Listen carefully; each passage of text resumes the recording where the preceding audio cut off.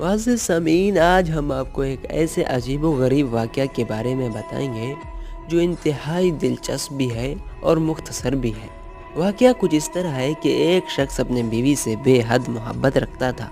ایک مرتبہ چاندنی رات میں اپنی بیوی سے کہہ دیا دل لگی کرتے ہوئے، انتی طالقن ثلاثا ان لم تکونی احسن من القمر، اگر تو چاند سے زیادہ حسین نہیں ہے تو تجھے 3 طلاق۔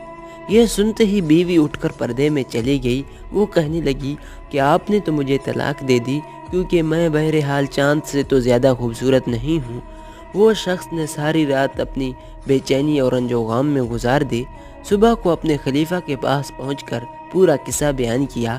خلیفہ وقت نے شہر کے تمام فقہا کو جمع کیا اور مسئلہ ان کے سامنے رکھا۔ سب نے یہی جواب دیا کہ طلاق ہو گئی کیونکہ چاند سے زیادہ حسین ہونا ممکن ہی نہیں۔